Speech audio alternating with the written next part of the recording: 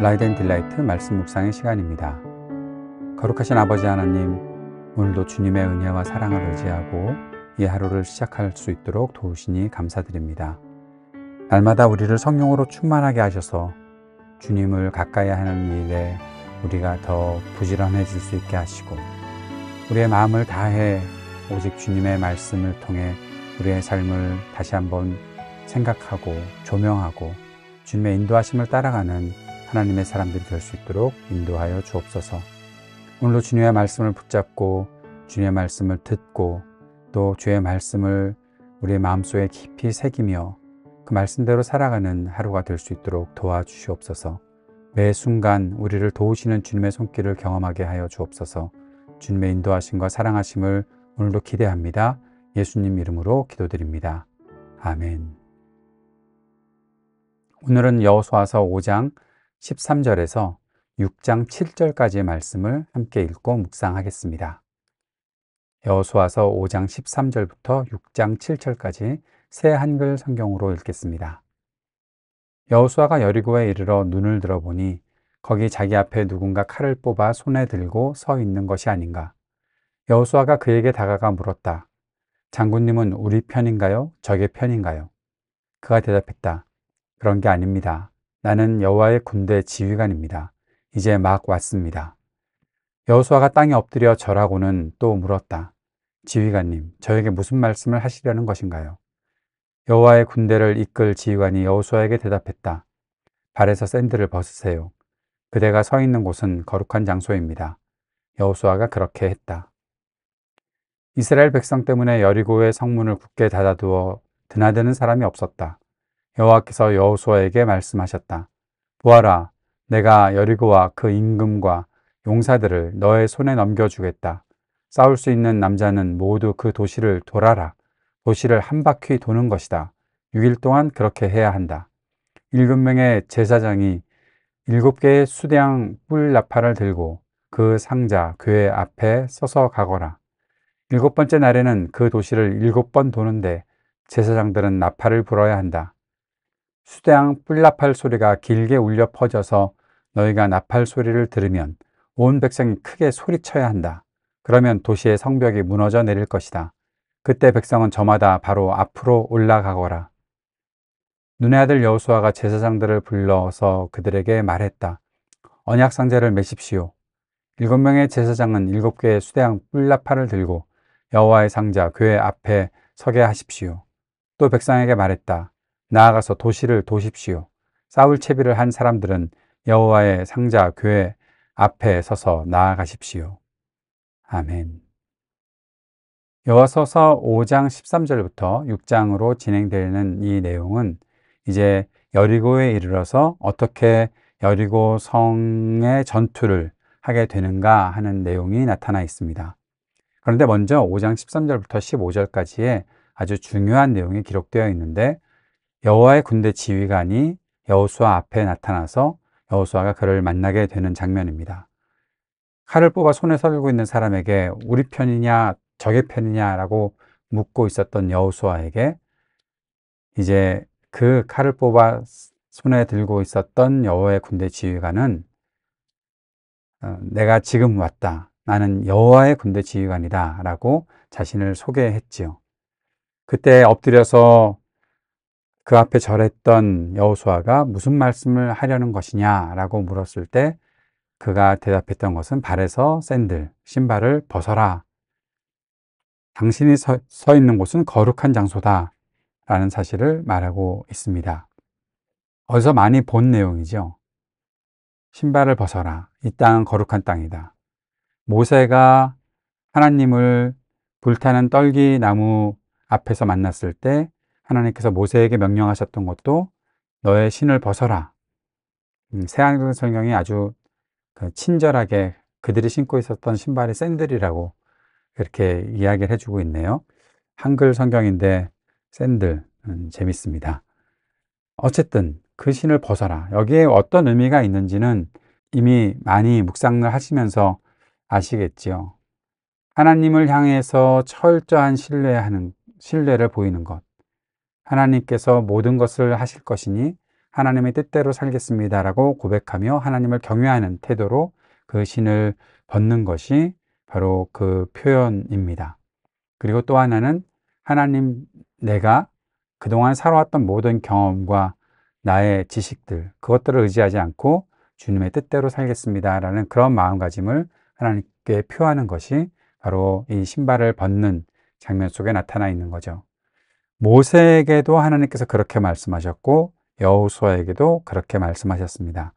백성의 지도자가 되고자 하는 사람, 자신이 되고자 하는 것이 아니라 하나님께서 불러서 그렇게 세우시는 사람이 꼭 해야 되는 일은 자신의 경험을 내려놓는 것입니다.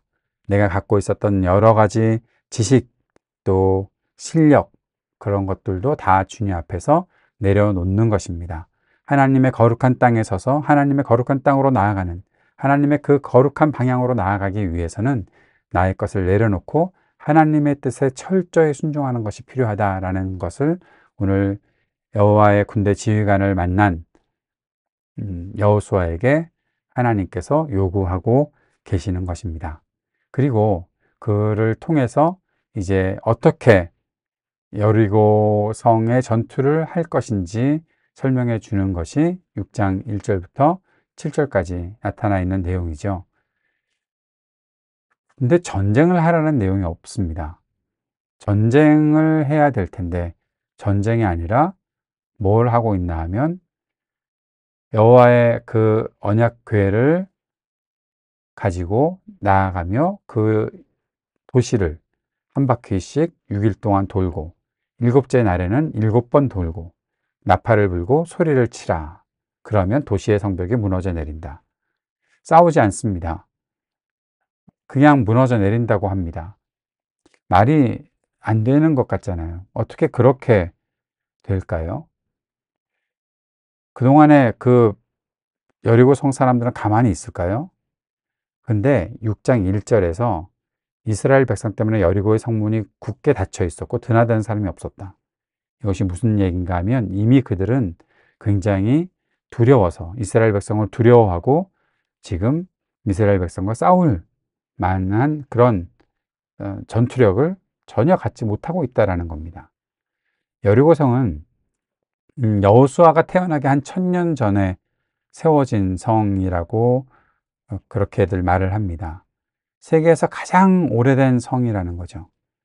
여리고성은 7.5m 높이에 두께가 6m나 되는 요새화된 벽이 있는 그런 장소도 있었다고 합니다. 높이가 7.5m에 두께가 6m인데 그 성이 무너져 내린다고요? 도시를 6바퀴 돌고 7바퀴 돌았으니 총 13바퀴를 돌았고 나팔을 불었는데 소리를 쳤는데 무너진다고요? 그 성이 가나안 사람들은 천하무적이라고 생각하고 있었던 성이었는데 그 성을 어떻게 무너뜨리냐라는 거죠. 그리고 또 하나, 그 성벽 위에서 경비를 보는 병사들이 몇 킬로미터 바깥까지 다 내다볼 수 있는데 지금 이 백성들이 뱅뱅 돌고 있고 전투를 하려고 하는 것도 아닌 것을 보면서 그냥 넘어간다고요? 6일 동안, 7일 동안 아무 일도 일어나지 않는다고요? 그것 자체가 이해가 되지 않는 거죠.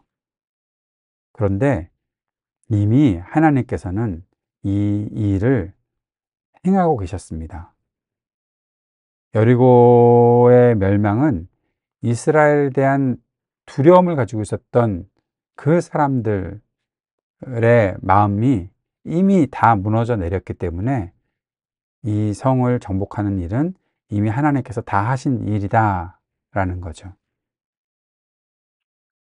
홍해를 건넜고 시온과 옥을 물리쳤고 요단강을 가르고 건너온 이스라엘 백성들에 대해서 전투 의지가 전혀 없었던 여리고, 이제 그 곳을 하나님께서 무너뜨리면서 주시는 것인데 이미 그들이 졌다라고 말씀하시면서 하나님의 그 선언과 함께 이 승리를 위한 믿음의 전진을 하고 있는 것을 볼 수 있습니다.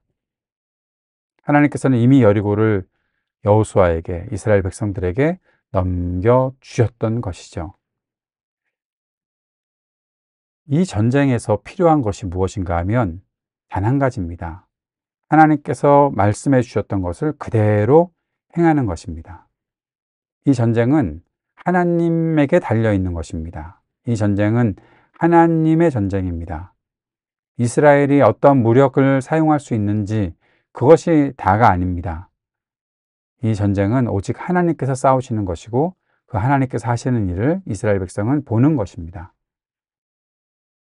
하나님은 이미 여리고 사람들에게 공포를 느끼게 하셨습니다.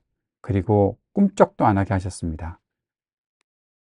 아무리 이상한 일을 이스라엘 백성들이 한다고 하더라도 지금까지 하나님께서 하신 일들이 있었기에 결국 하나님께서 하시는 일을 그들은 보게 될 것입니다. 이것이 이스라엘의 승리입니다. 언약상자를 메고 이제 나아가서 도시를 돌아가는 일들을 하는 일, 그것이 바로 하나님께서 명령하신 뜻을 행하는 것이 된 것이죠. 이스라엘의 승리는 이렇게 찾아오게 될 것입니다. 오늘의 묵상과 적용을 이렇게 정리해 봅니다. 하나님을 경외하는 것이 믿음의 기초이자 중심입니다. 여호와의 군대 지휘관이 나타났을 때 여호수아의 태도, 그것이 우리가 믿음으로 하나님을 경외하며 살아가는 태도여야 한다는 것이죠. 자신의 경험과 소유를 내던지고 하나님을 신뢰하고 살겠다는 고백이 우리 안에 있어야 합니다. 하나님의 전쟁은 하나님의 방식대로 진행되어야 합니다. 하나님의 백성은 이미 하나님 앞에서 패한 적들과 싸우는 것임을 기억해야 합니다. 하나님의 전쟁은 우리가 가진 힘과 무기로 하는 것이 아닙니다. 하나님의 전쟁은 철저하게 하나님만 의지하는 사람들이 참여할 수 있는 것이죠.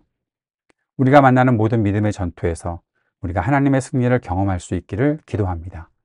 이 땅의 모든 불의와 악에 대해서 하나님께서 어떻게 싸우시는지 우리가 보고 또 그것을 분명히 하나님께서 승리하실 것을 믿고 용기 있게 모든 불의와 싸워나가고 이 땅에 뻔뻔하게 하나님을 모욕하는 자들, 그리고 하나님의 공의와 정의에서 멀리 떠나 있는 자들, 그들을 하나님께서 여리고성처럼 무너뜨리시는 일들을 우리가 경험해야 할 것입니다. 그것이 믿음이지요. 하나님의 방식대로 살아가는 믿음.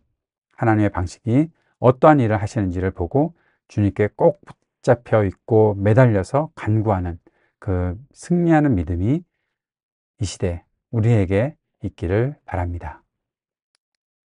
주님께서 가르쳐 주신 기도 함께 드리겠습니다.